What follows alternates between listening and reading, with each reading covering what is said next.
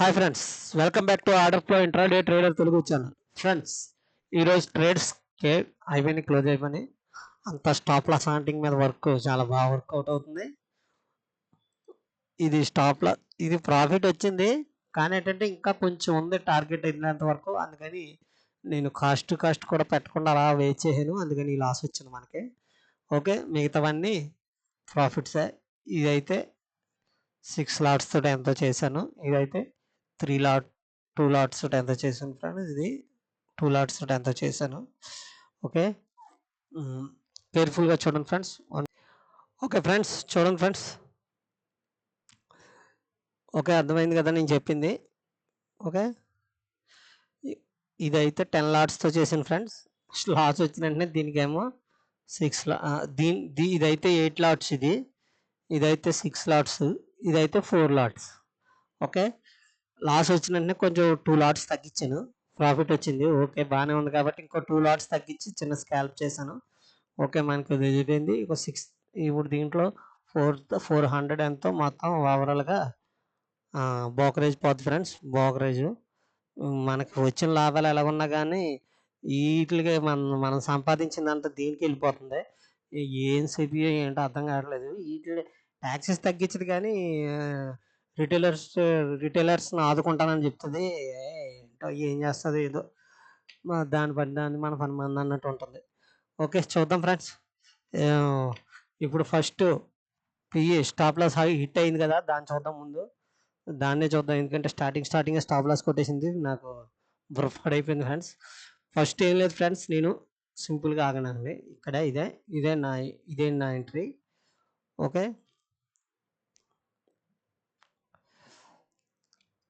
10 points కరెక్ట్గా పోయింది, కరెక్ట్గా కొంచెం పైకి.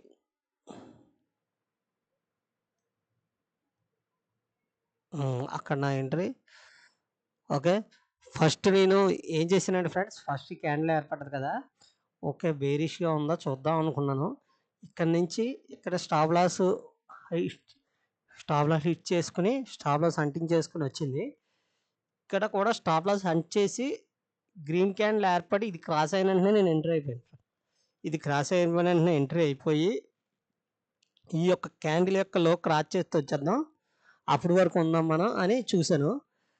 క్రాస్ అయిన వెంటనే ఎంట్రీ అయిపోయిన తర్వాత ఇక్కడ దాకా వచ్చింది. మంచి ప్రాఫిట్లో ఉంటే ఎంత అంటే ఒక 10-15 పాయింట్స్ 16 పాయింట్స్ ప్రాఫిట్లో ఉన్నాను. సడన్గా రివర్స్ అయ్యేటప్పటికి అంతే, ఇంకా నాకు ఇక్కడ ఎగిరిపోయింది ఫ్రెండ్స్. స్టాప్ లాస్ ఒకటి కొట్టేశాను. ఓకే, స్టాప్ లాస్ హంటింగ్లో ఒకటి ఫెయిల్ అయింది. నెక్స్ట్ ఇంకా నేను వెయిట్ చేసిన తర్వాత సిఈలో మంచి ఆపర్చునిటీ దొరికింది ఫ్రెండ్స్. ఎలా అంటే నేను ఫస్ట్ ఫ్రెండ్స్ ఇవ్వండి, ఇక్కడ నేను ఫస్ట్ చూసాను ఏంటంటే ఇక్కడ స్టాప్ లాస్ హంట్ చేసింది, స్టాప్ లాస్ అన్నిటిని గ్రాప్ చేసింది, లిక్విడిటీని కలెక్ట్ చేసుకుంది, 5కి వెళ్ళింది. ఇక్కడికే కదా ఇది, ఈ చిన్న టార్గెట్ని ఎందుకు అంత రిస్క్ ఎందుకని ఆప్ చేశాను.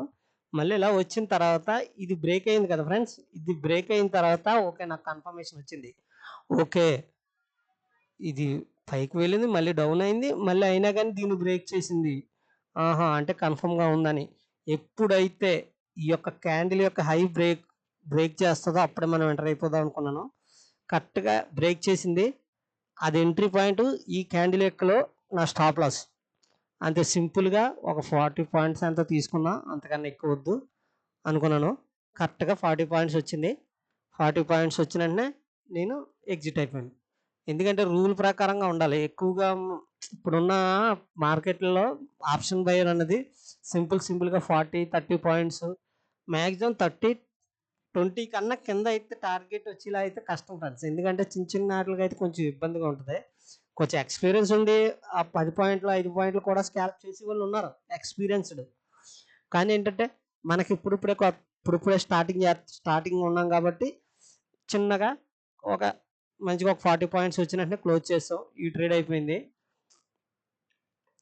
అయిపోయింది. ఓకే, ఈ ట్రేడ్ అయిపోయిన తర్వాత మనం ఇంకో ట్రేడ్ ఏం తీసుకున్నాం చూద్దాం. అక్కడనే ఇంకో ట్రేడ్ ఏం తీసుకున్నాం. ఫార్ 74,800 ఫిఈ స్టాప్ లాస్ హిట్ అయిపోయింది. 74,400 సిఈ టార్గెట్ చెప్పేశాను.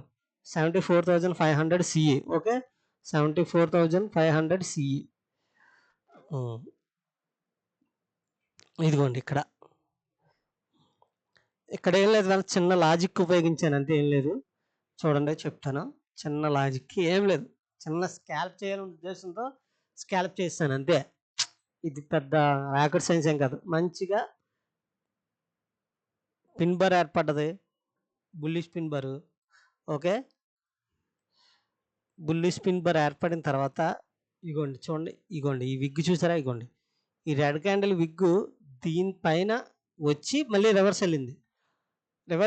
ఓకే, రివర్స్ వెళ్ళింది కదా, నేను అప్పుడే ఎంటర్ అవ్వలేదు. అప్పుడు నెక్స్ట్ క్యాండిల్ కూడా చూడండి, నెక్స్ట్ క్యాండిల్ కూడా ఇక్కడ దాకా వచ్చి మళ్ళీ కొంచెం రివర్స్ అయింది.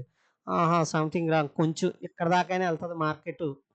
ఓకే, మనం ఈ చిన్న స్కాల్ప్ని గ్యాదర్ చేద్దాం. ఒక 20 పాయింట్స్ కన్నా ఎక్కువగా ఉంది కదా. ఇప్పుడు ఇక్కడ నుంచి ఇక్కడికి ఒక 30 పాయింట్స్ ఉంటాయి, పర్లేదు. మనకి చిన్న ఒక క్యాండిల్ వేసినా సరిపోదు కదా, ఒక 20 పాయింట్స్ 30 పాయింట్స్ వస్తుంది అనే ఉద్దేశంతో నేను ఇక్కడే ఎంటర్ అయిపోయాను ఫ్రెండ్స్. ఇక్కడ ఎంటర్ అయిపోయి ఇవ్వండి, ఇది నా స్టాప్ లాస్. ఒకే ఒక క్యాండిల్ అయింది, నెక్స్ట్ క్యాండిల్ ఇవ్వండి ఇక్కడ ఎగ్జిట్ అయిపోయాను అంతే. నా ట్రేడ్స్ అయిపోయినాయి, సింపుల్. ఓకే, నేను ఇవ్వండి ఇది 20 మూవింగ్ యావరేజ్ ఏంటంటే జస్ట్ ట్రెండ్ అప్ సైడా డౌన్ సైడా అని చూసుకోవడానికి ఉపయోగిస్తాను. ఓకే, ఇది డౌన్ సైడ్, ఓకే ఇది అప్ సైడ్, ఇది డౌన్ సైడ్ అని చూసుకోవడానికి తప్ప ఈ 20 మూవింగ్ యావరేజ్ బేస్డ్ మీద అయితే నేను ఎంట్రీస్ అస్సలు తీసుకోను. ఓకే ఫ్రెండ్స్, నా ఛానల్ అందరూ సబ్స్క్రైబ్ చేయండి, అలాగే షేర్ చేయండి, అలాగే లైక్ చేయండి. Thank you so much. రేపటి నుంచి ఇంకా నా ప్రతి ఒక్క ఎంట్రీ పాయింట్లు మీకు ఎలా తెలియచేస్తూనే ఉంటాను. Thank you so much. Bye. మళ్ళీ రేపటి వీడియోలో కలుద్దాం. ఇవాళ మనకి ఇంతవరకు ప్రాఫిట్ ఫ్రెండ్స్. ఇంకా చేయొచ్చు, ఇంకా మంచి ఇంకా ఒక ఆపర్చునిటీ అయితే వచ్చింది, కానీ ఏంటంటే నా రూల్ను బ్రేక్ చేసేస్తున్నాను. ఇది వరకు అయితే 2 ట్రేడ్స్ లేకపోతే 3 ట్రేడ్స్ అని ఉన్నాయి. ఈ మధ్యన ఒక్కోసారి 4-5 ట్రేడ్స్ చేసేసి బ్రోకరేజ్ ఎక్కువ ఇచ్చేస్తున్నాను. ప్రాఫిట్లోనేమో మనకు వచ్చే షేర్ పర్సంటేజ్ తగ్గిపోతుంది, మనకు వచ్చే ప్రాఫిట్ పర్సంటేజ్ తగ్గిపోతుంది. Okay friends, thank you so much. మళ్ళీ నెక్స్ట్ వీడియోలో కలుద్దాం. అప్పటి వరకు బాయ్.